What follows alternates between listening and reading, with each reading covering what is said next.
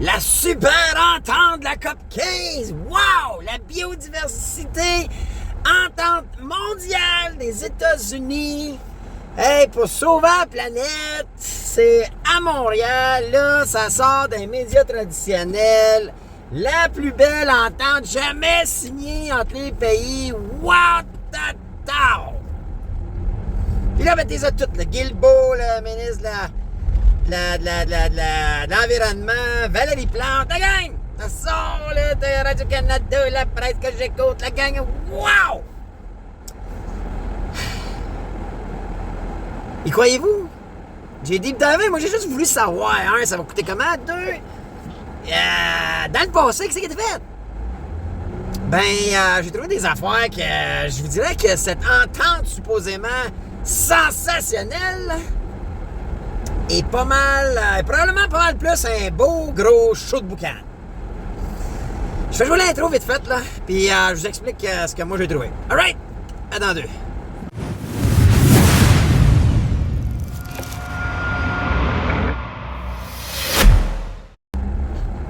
Hey, bonjour la gang, c'est Bruno, les vraies affaires, zéro bullshit, j'espère que vous allez bien. Écoutez, aujourd'hui on va parler de l'entente COP 15 à Montréal, ça a fini dans la nuit, puis tout le monde des superstars.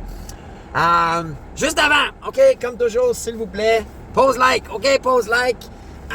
C'est bon pour l'algorithme, likez la vidéo tout de suite. Vite fait, likez la vidéo, c'est bon pour l'algorithme. Je vais échanger avec moi, écrivez-moi dans les commentaires ce que vous pensez de ça, vous. Pensez-vous que c'est vraiment une belle entente ou c'est un show de boucan? Puis partagez. S'il vous plaît, partagez. L'objectif, c'est d'envoyer des signaux aux algorithmes du média sur lequel vous écoutez la vidéo, comme quoi que vous êtes du genre comme moi, qui veulent se dire les vraies affaires, zéro bullshit.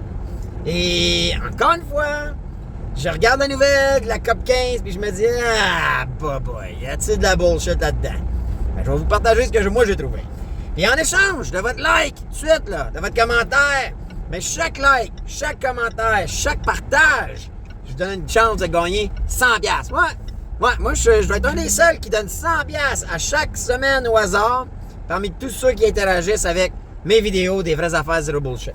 C'est ma façon de vous dire merci, tout simplement, puis que je vous apprécie bien gros. Alors, la semaine passée, celui qui a gagné, Denis Landry. Alors, bravo Denis, 100$ c'est à toi. Tout ce que tu as à faire, c'est à m'écrire, nous écrire info à commercial lesvraiesaffaires0bullshit.com. Ça va me faire plaisir de t'envoyer ton 100$. Alors, je reviens sur cette superbe nouvelle. Pourquoi? C'est parce que c'est la une de toutes les journaux, les médias, les télés, la radio, les médias traditionnels.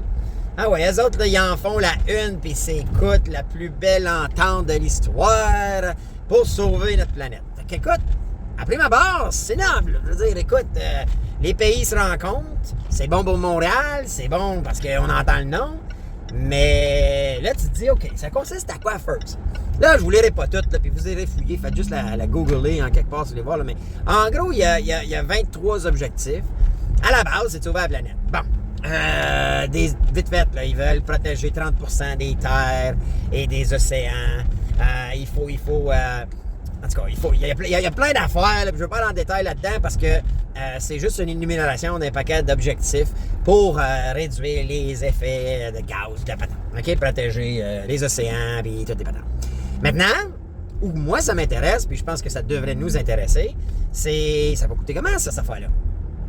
Là, on nous dit qu'en ce moment, on met quelque chose comme 100 milliards.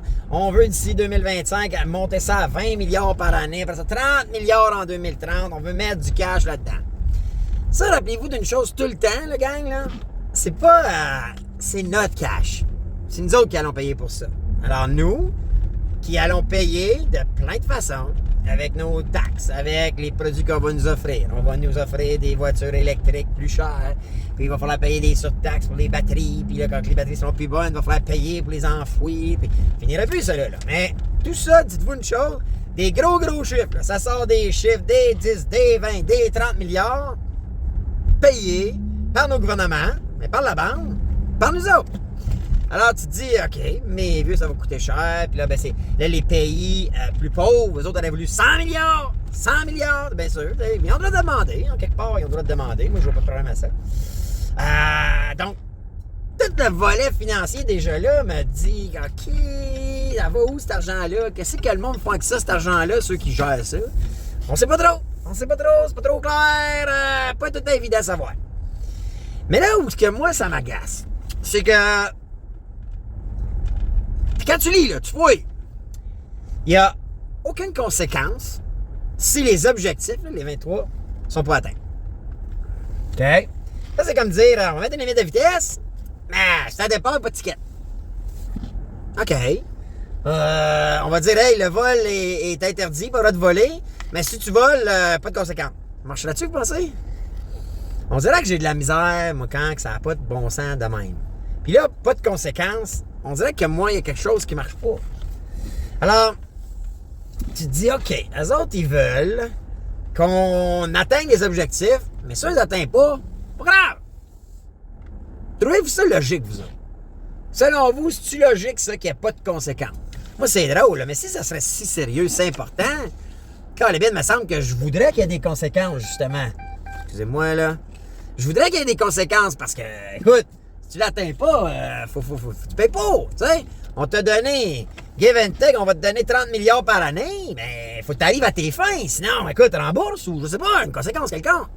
Là, en ce moment, il semble avoir rien de prévu. OK. Puis tu as des pénalités? Non, pas de pénalité non plus. Donc, on signe une grosse entente. On fait de ça la une, puis la nouvelle entente. On vote des budgets de fous. Des gros budgets, pour pouvoir permettre à ces gens-là d'atteindre les objectifs. Aucune conséquence si on les atteint pas, aucune pénalité. Y croyez-vous, vous? Pensez-vous que ça peut être viable, ça? Un genre d'entente comme ça? Moi, c'est drôle, hein? On dirait que je me dis, marche pas, ça. Ça peut pas marcher. Puis, je suis allé fouiller. Je suis allé voir, y a-t-il déjà eu ce genre d'entente-là? Bien, imaginez-vous donc qu'il y a déjà eu une entente similaire. OK? C'est pas une entente qui s'est vraiment réglée hier soir. Oui, ils se sont entendus, il y a un consensus, puis même pas à l'unanimité, by the way. Là. Mais, au Japon, en 2010, il y avait eu le même genre de conférence et il y avait eu le même genre d'entente. OK? Pas tout à fait pareil, mais même genre. Et saviez-vous, en 2010, fait que ça fait, on arrive 2023, là, ça veut dire que ça va faire 13 ans, give and take, 12-13 ans, il y a à peu près 0% des objectifs qui ont été atteints. Pas 50%, là, tu sais, la note de passage, d'habitude, c'est 60. Mettons qu'il y avait eu 60, 62, tu te dis, c'est déjà pas fort, mais là, c'est comme 0. 0%! Atteint! Même genre d'entente. Pensez-vous que ça a de l'allure? Et ma question aujourd'hui, y croyez-vous? Puis croyez-vous, pensez-vous que toute cette affaire-là d'environnement, là, on a le feeling, quand on les écoute parler, qu'ils sont crédibles, puis qu'ils sont honnêtes, puis qu'il n'y a pas d'invention là. Moi, je veux pas être dans la taille là, de l'extrême complotiste, tout ça, mais j'ai-tu le droit de questionner? J'ai-tu le droit de me dire, pourquoi tu as ce show de boucan-là? C'est, les millions dépensés pour une conférence comme ça, qui a déjà eu lieu des années avant. Des grosses ententes, des objectifs, des dollars, des engagements monétaires avec notre argent. Puis ce qu'on voit ou ce qu'on remarque du passé, c'est que ça n'a jamais été atteint. Puis pas à 60%, à 0%. Trouvez-vous ce louche? Trouvez-vous que c'est un show de boucan, nous autres? C'est drôle, hein? J'ai de la misère. J'ai encore de la misère. On dirait que je sens de la bullshit. Vous autres, laissez-moi le savoir dans les commentaires. J'ai hâte de vous lire, je veux savoir. Y croyez-vous? Pensez-vous first qu'ils vont l'atteindre? Puis si oui, marquez-moi là. Mettons, vous dites oui, ils vont l'atteindre à 50%, ou 75%, ou 0. Moi, je pense sincèrement, si je me fie au passé parce qu'ils ont fait au Japon, puis qu'ils ont atteint 0, permettez-moi de douter qu'ils vont l'atteindre. Puis la deuxième question, y croyez-vous? C'est-tu sérieux, leur patente?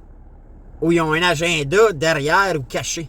Je la vois pas, by the way. Là. Je vois pas pourquoi ils inventeraient qu'il faut... qu'il n'y a pas de réchauffement climatique ou que ça change pas. Je pense que ça change. Je sais pas si c'est réchauffement, affroidissement, plus...